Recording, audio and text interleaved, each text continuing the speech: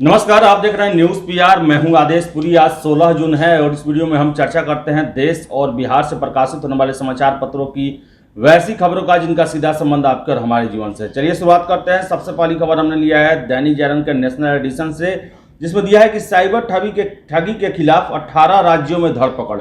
गृह मंत्रालय की साइबर सुरक्षा इकाई ने पुलिस के साथ मिलकर चलाया अभियान।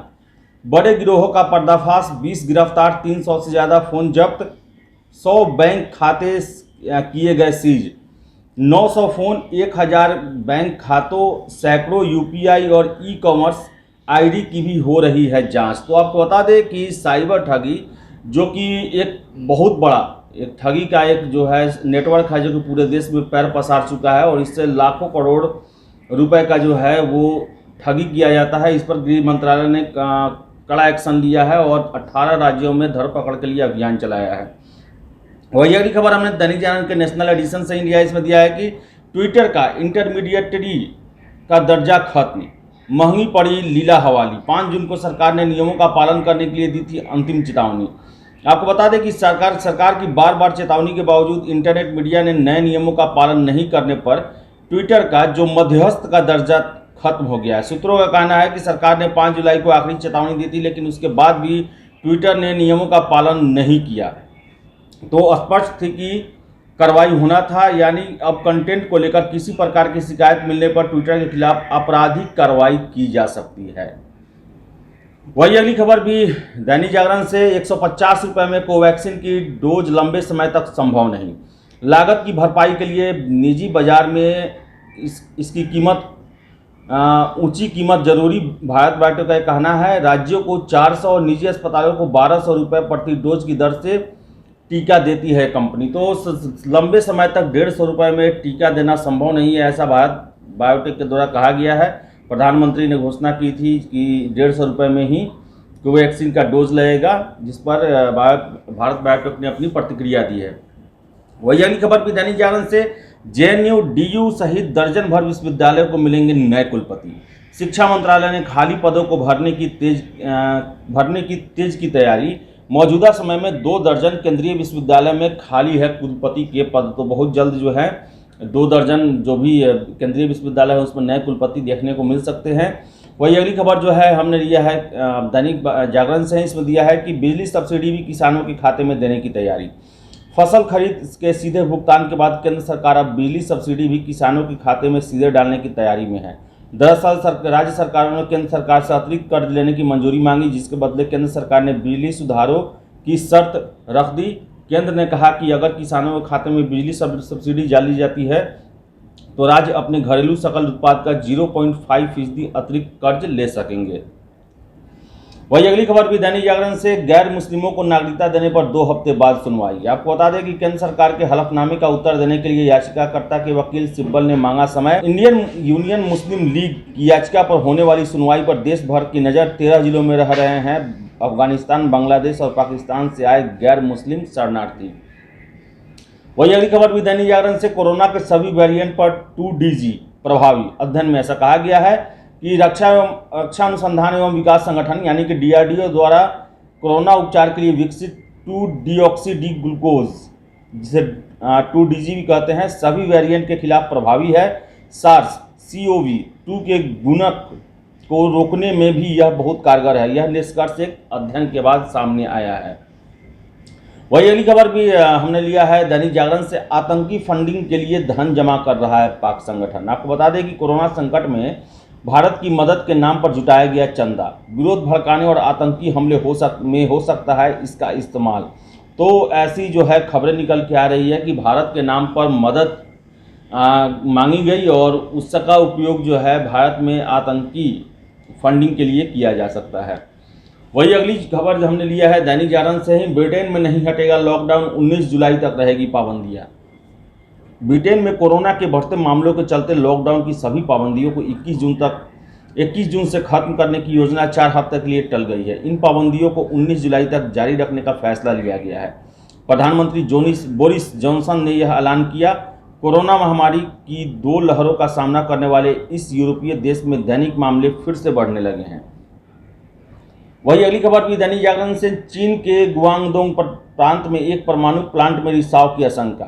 आपको बता दें कि दुनिया भर में कोरोना महामारी फैलाने के आरोपों के बाद चीन अब नए विवादों में घिर गया है। दरअसल चीन में एक परमाणु प्लांट में एक हफ्ते पहले रिसाव होने की शिकायत सामने आई थी। इसे चीन ने दुनिया से छिपा रखा था। हांगकांग की एक नेता ने कहा कि ऐसी खबरें मिलने के बाद उसकी सरकार चीन के गुआंगडोंग प्रांत के ताइसन शहर में मौजूदा परमाणु प्लांट पर बराबर नज़र बनाए हुए है।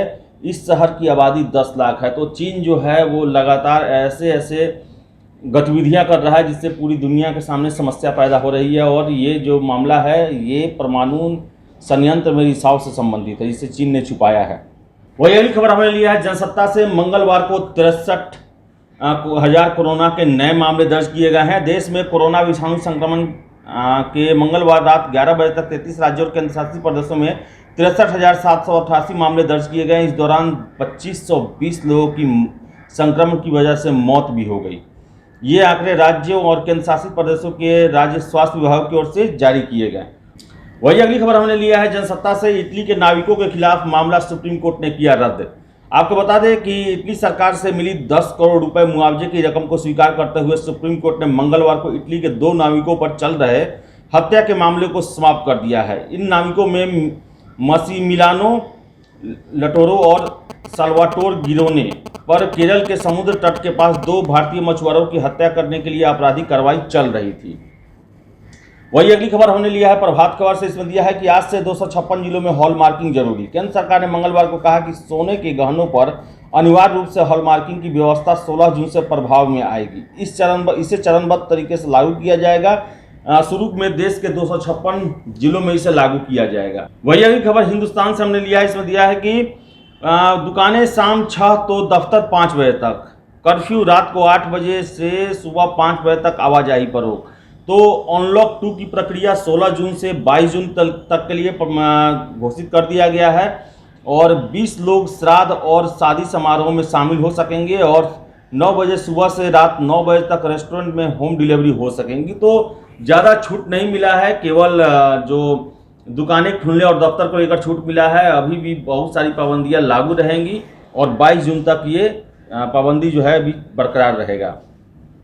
वही अगली खबर भी हिंदुस्तान से। राज्य में 48 घंटे भारी बारिश का अलर्ट, वज्रपात से 11 मरे। आपको बता दें कि उत्तर बिहार व गंगा के सटे इलाकों में भारी बारिश के आसार। भारी बारिश से नदियों के जलस्तर में वृद्धि की भी संभावना है। वही अगली खबर हिंदुस्तान से। बिहार के 12 जिलों में आज से हॉल मार्किंग अनिवार्य। बता दें कि पटना, बक्सर, सासाराम, मुजफ्फरपुर, दरभंगा, मुंगेर, नवादा, नालंदा, सारण, बेगूसराय, भागलपुर और गया में बुधवार से हॉल मार्किंग की अनिवार्यता लागू कर दी गई है। गहनों पर हॉल मार्क होना जरूरी है। वही अगली खबर हिंदुस्तान से। फैसला लिया गया है स्वास्थ्य कर्मियों को 1 माह का अतिरिक्त वेतन दिया जाएगा। 5,000 रुपये प्रत्येक वार्ड सदस्य को मिलेंगे। और बता दें कि एक बार इसके साथ ही साथ बताएं आपको हम कि 1 महीने का जो अतिरिक्त प्रोत्साहन राशि दिया जाएगा, यानी उन्हें 1 माह का अतिरिक्त वेतन एवं मानदेय मिलेगा। अब कोरोना के दौरान कार्य करते रहने के लिए उन्हें यह राशि दी जा रही है।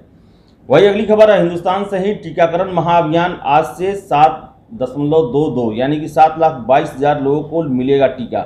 सबसे अधिक पटना में 43,000 लोगों को टीका लगेगा। वही 6 माह से 6 करोड़ को टीका देने का लक्ष्य पूरा करना उद्देश्य है और जिसको लेकर आज महा टीका अभियान राज्य में चलाया जाएगा। वही अगली खबर भी हिंदुस्तान से। बिहार के सभी स्कूल कॉलेज के भवनों पर लगेगा सोलर प्लेट। मुख्यमंत्री ने समीक्षा बैठक में अधिकारियों को कार्य योजना बनाने को कहा।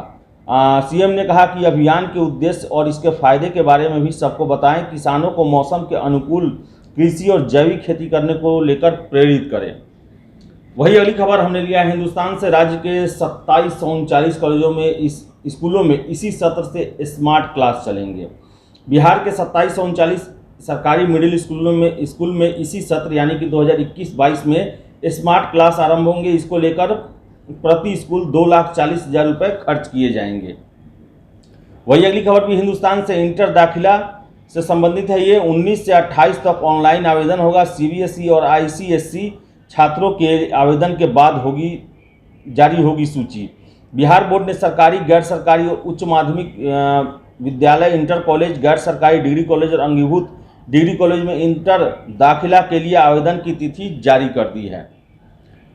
वही अगली खबर भी हिंदुस्तान से। पेयजल का दुरुपयोग करने पर 5,000 रुपये तक का जुर्माना। आपको बता दें कि हर जल हर घर नल जल योजना के तहत आपूर्ति हो रहे पेयजल का दुरुपयोग करने पर उपभोक्ताओं पर ग्राम पंचायतें अब दंड भी लगा सकेंगी। इसका पहली बार दुरुपयोग करने पर 150, दूसरी बार करने पर 400 और तीसरी बार करने पर 5,000 रुपये तक का जुर्माना लगा सकती है।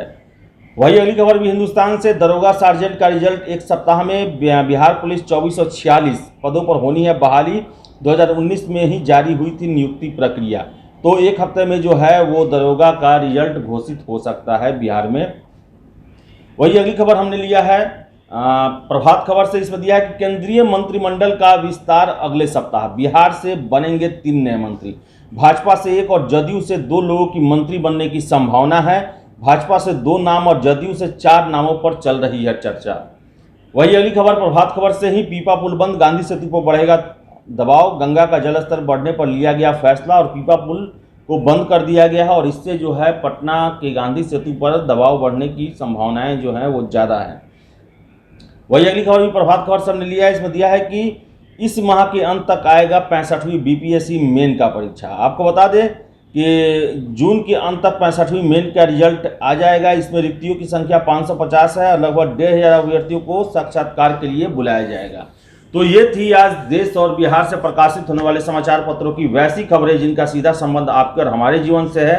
अगर आप हमारा ये वीडियो फेसबुक पर देख रहे हैं तो वीडियो को लाइक शेयर करें और हमारे पेज न्यूज़ पीआर को फॉलो करें। अगर आप यूट्यूब पर देख रहे हैं तो वीडियो को लाइक शेयर करें, कमेंट करें और हमारे चैनल न्यूज़ पीआर को सब्सक्राइब जरूर कर लें। धन्यवाद।